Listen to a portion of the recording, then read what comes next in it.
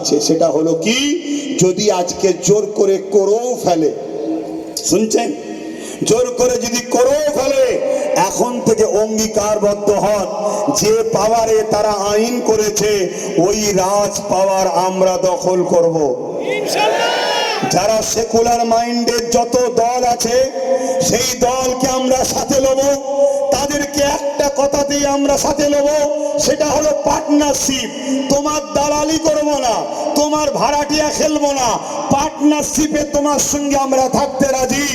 একটাই শর্ত, কোনোদিন যদি আমরা ক্ষমতার আসন দখল করতে পারি, যেভাবে গায়ের জোর দেখিয়ে সংবিধান বিরোধী করে আমাদের মসজিদ মাদ্রাসাকে নিয়ে নিয়েছে, আমরা আওয়াজ তুলব সেই দিন ক্ষমতার আসনে বসে আমরা আমাদের মসজিদ মাদ্রাসা ওয়াকফের জায়গাকে আমরা আবার আইন তৈরি করে আমরা ফিরিয়ে দখল করে নেব। এই পাওয়ারের দরকার আছে না নাই? তোরা বলুন আছে না নাই? হাত তুলে বলুন আমার সাথে একমত আপনারা, আমার সাথে একমত আপনারা। এই হাত যদি সত্য হয় তাহলে হাতটা নেভিয়ে দিয়ে আরো একবার সাক্ষী দেন, আন্দোলন তো শুরু হলো, আন্দোলন তো শুরু হয়েছে 10 বছর আগে থেকে। এই আন্দোলন বিভিন্ন জায়গায় আজও হচ্ছে, হবে, কিন্তু আগামী দিন এই আন্দোলনকে আমি চাইছি আপনাদেরকে সাথে করে নিয়ে কলিকাতার ব্রিগেডে নিয়ে যেতে চাই। আপনারা কি নিজেদের খরচে যেতে রাজি? যেতে রাজি? যেতে রাজি? কেন? আমি দেখতে চাই, আমি দেখতে চাই আমার দেশের সেনাবাহিনীরা সত্যি পারমিশন দেয় না, না সাপ হয়ে কেমরে উজা হয়ে কেউ ঝাড়ছে, এটাও দেখা দরকার আছে। ঠিক না বেটি? কেন আমিও একবার ট্রাই করতে চাই। কথা বুঝে আসছে না? কি ঘটনাটা ঘটেছিল? তাহলে আন্দোলন হবে, তাহলে রাজ পাওয়ারের দরকার আছে না নাই? সেই রাজ পাওয়ারটা কি কারো ভাড়াটিয়া, কারো দলের দালালি করা, কারো দলের তোষণ করা?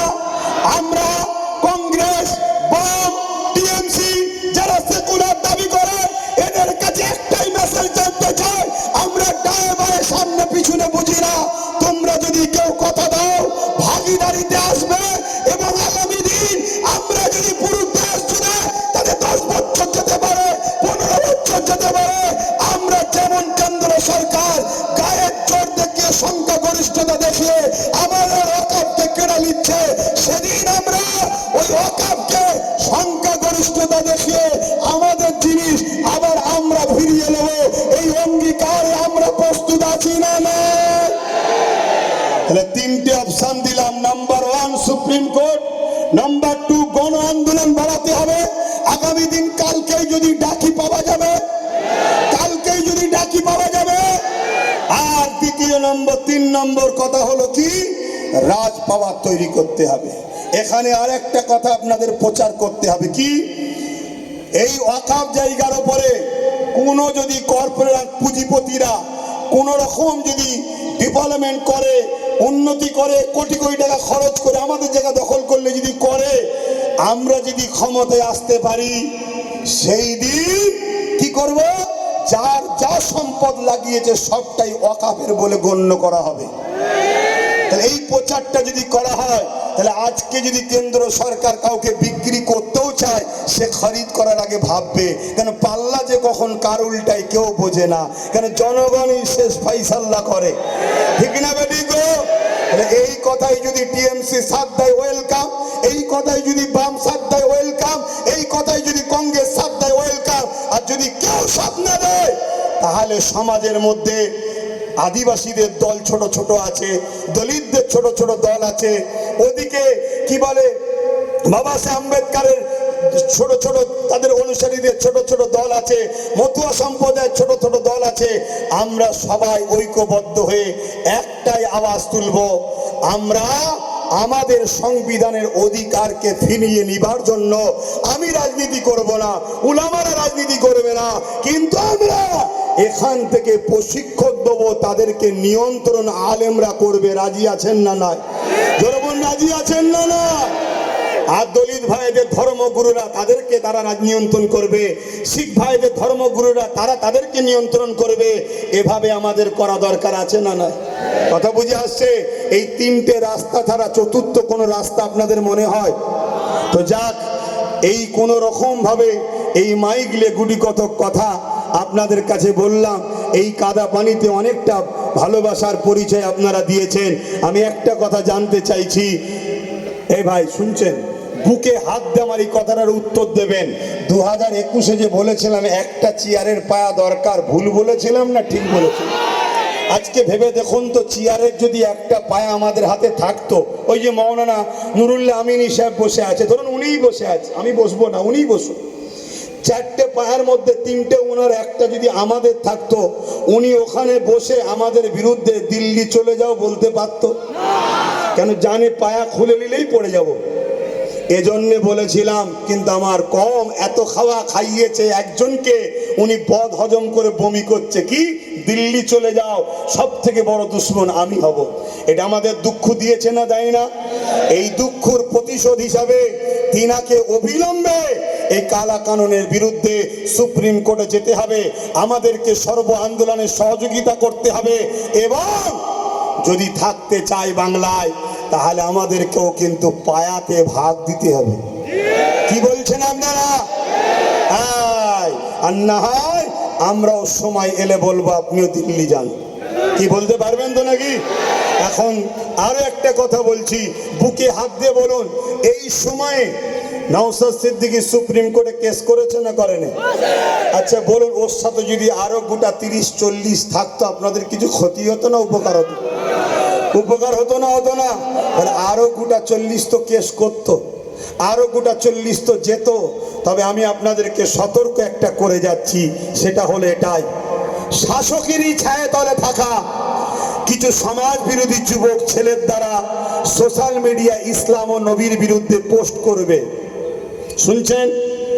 শাসক এদেরকে মাদক দিচ্ছে, সে কেন্দ্র শাসক হোক, রাজ্য শাসক হোক, এদেরকে মাদক দিচ্ছে। এরা নবী মুহাম্মদ সাল্লাল্লাহু আলাইহি ওয়াসাল্লাম ইসলামের বিরুদ্ধে কিছু পোস্ট করবে। কেন করবে?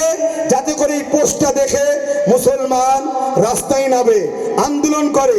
রাস্তায় নামবেন, আন্দোলন করবেন, পুলিশ বাধ্য হয়ে তাকে তুলবে, হালকা ধারা দেবে, পরের দিন জামিন করে দেবে। তারপরে যারা যারা আন্দোলন করেছিল পুলিশ তাদের নামে কেস দেবে, তাদের বাড়ি বাড়ি গিয়ে হামলা করবে। আপনারা ছুটে পালাবেন। পুলিশের সাথে কিছু চটিওয়ালা পুলিশ থাকে, তারা আপনাদের পরিবার মা বোনেদের সঙ্গে, বাকিটা আর বলছি না। কথা বুঝছেন না, বোঝেন না? আপনাদের নামে হাজার হাজার কেস হবে। কেন কেস করবে? আপনাদের অর্থনীতিটাকে ধ্বংস করবে বলে। রাজ্য সরকার যদি সত্যি ওয়াকফ কালা কানুনের বিরুদ্ধে হতো, তাহলে 14 তারিখে যখন নওশাদ কলিকাতা শিয়ালদায় ডেকেছিল, ভাঙড় থেকে আসা 1000 নিরীহ ছেলের নামে কেন রাজ্য সরকারের পুলিশ কেস দিল? এটা রাজ্য সরকারকে কৈফিয়ত দিতে হবে না, হবে না? জোরে বলুন, দিতে হবে না, হবে না? সে যদি বলে আমি কথা জবাব দেব না, সে যদি বলে জবাব দেব না, তাকে জবাব দেওয়ার জন্য বাধ্য করতে হবে। ঠিক না ঠিক? তোমায় জবাব দিতে হবে। দেবে না মানে তুমি যে সিংহাসনে বসে আছো ওটা কারো বাবা কালী সিংহাসন নয়, ওটা আইন। তোমাকে আমরা সবাই সাপোর্ট করে বসিয়েছি, সে আমি না করি, তোমরা তো করেছো। অতএব কেন তোমার ছেলেরা এই মসজিদ মাদ্রাসা কবরস্থানের পক্ষে যাওয়ার জন্য তাদেরকে তোমার প্রশাসন কেস দিল? এর জবাব দিতে হবে। মনে রাখবেন, এটা একটা ষড়যন্ত্র চলছে। তাহলে ইসলামের বিরুদ্ধে বললে আমাদের করণীয় কি হবে? এটা প্রশ্ন তো নাকি? করণীয় হলে এটাই, আপনারা এলাকার উলামাদের ঘরে জানাবেন। শুনছেন? এলাকার আলেম উলামা ইমাম, তাদেরকে জানাবেন। আলেম উলামা ইমামরা রেগে গেলে হবে না, একটা ইমানি দায়িত্ব আছে, করতে হবে। জানাবেন। ইমাম আলেম উলামারা কি করবে? ওই এলাকার এমএলএ সাহেব, এমপি সাহেবের কাছে যাবে, 24 ঘন্টার মধ্যে ছেলেটা অ্যারেস্ট চাই, নাই আগামী দিন আপনার বিরুদ্ধে আমরা রাস্তায় নামবো। আলেমরা মসজিদে মসজিদে আপনার বিরুদ্ধে বলবো। এই দায়িত্ব আবুল আমাদের হাতে ছাড়বেন। আপনারা রাস্তায় নামবেন না। আপনাদের ঘরে ফাঁসাতে চাইছে, আপনাদের ঘরে কেস দিতে চাইছে, আপনাদের ওই কেসে 5000-10,000 করে জামিন যাবে। আপনাদেরকে তাড়া করার নামে প্রশাসনের সাথে চটি পড়া প্রশাসন যাবে। প্রশাসন কখনো খারাপ হতে পারে না, চটি পড়া যাবে। যারা বুঝতেই পাচ্ছেন শাসকের চাটুকারি করে, তারা গিয়ে আপনাদের মা বোনের ওপরে জুলুম অত্যাচার করবে। বাকিটার খুলে বলছি না, আজানের জন্য প্রোগ্রাম এখানে আমি সংক্ষেপ করছি। কথা যতটুকু বলতে পারলাম, আপনারা আশা রাখছি কথাকে মান্যতা দিয়ে চলবেন, তাই তো নাকি? মান্যতা দিয়ে চলবেন। আগামী দিন আবার ডাকলে পাশে পাবো, পাশে পাবো, পাশে পাবো। একটু স্লোগান দিতে দিতে যান। ভারতবর্ষ, ভারতবর্ষ, ভারতবর্ষের সংবিধান। হাত তুলে তুলে বলুন, ভারতবর্ষের সংবিধান, ভারতবর্ষ, ভারতবর্ষের সংবিধান, ভারতবর্ষের সর্বধর্মের মানুষের ঐক্য, ভারতবর্ষের সর্বধর্মের মানুষের ঐক্য। ওয়াকা কালা কানুন মানছি না, মানব না। ওয়াকা কালা কানুন মানছি না, মানব না। ভারতবর্ষ, ভারতবর্ষ, নারে জিন্দাবাদ। আপনারা আস্তে আস্তে নিজ নিজ জায়গায় ফিরে যান, নিজ নিজ জায়গায়।